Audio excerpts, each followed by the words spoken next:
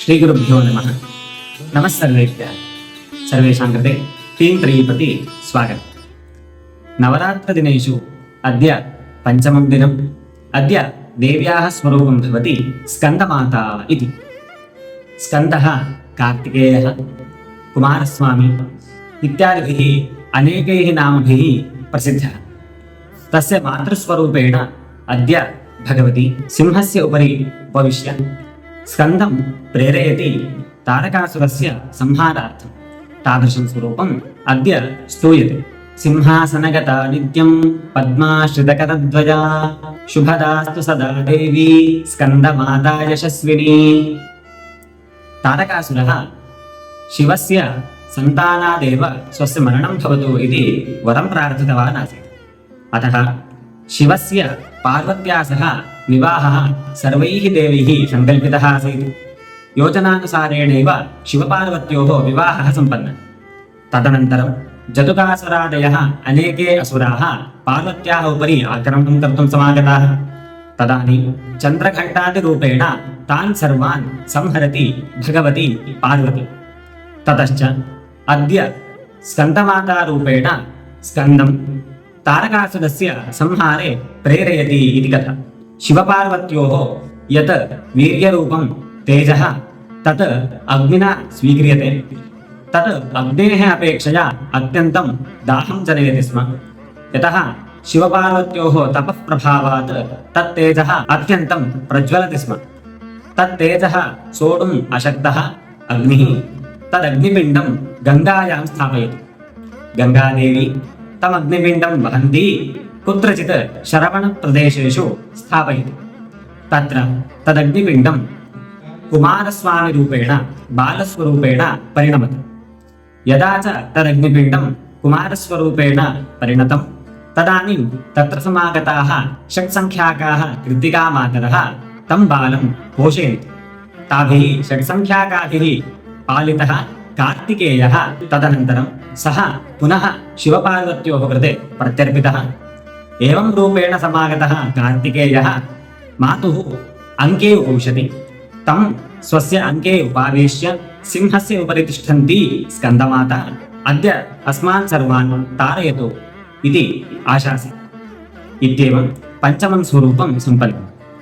अन्यत्र कथायां शैलजा कौशिकीस्वरूपेण अन्याम् एकां मूर्तिम् आविर्भावितवती। सा च मूर्तिः कालिका इति प्रसिद्धा। तया सह शुम्भासुरस्य उद्यानेषु अटन्ती भवति भगवती। तस्याः सौन्दर्यं चण्डमुण्डाभ्यां दृश्यते। देव्याः स्वरूपं दृष्ट्वा चण्डमुण्डौ शुम्भनिशुम्भयोः निकटं गत्वा कथयत। तच्छ्रुत्वा सुग्रीवः इति एकं भृत्यं शुम्भः प्रेषयति। गत्वा तां सुन्दरीं मम सविधे आनयतु। तां वदतु मया सह विवाहं कर्तुम् इति। स च सुग्रीवाख्यः भृत्यः उद्यानं गच्छति। उद्याने सिंहस्य उपरि उपविशन्तीं दुर्गां शैलजास्वरूपिणीं दृष्ट्वा तत्र आवेदयति अहं शुम्भासुरस्य भृत्यः। स च इन्द्रादीन् देवानपि स्वस्य नियन्त्रणे रक्षति। स च इदानीं त्रयाणामपि लोकानाम् अधिपः वर्तते। अतः त्वं विवाहं कुरु। तथा च भवती समग्रस्य जगतः आधिपत्यं वोढुं प्रभवति इति निवेदयति। तच्छ्रुत्वा हसन्ती भगवती सुग्रीवं प्रति कथयति। मम एकं व्रतं वर्तते।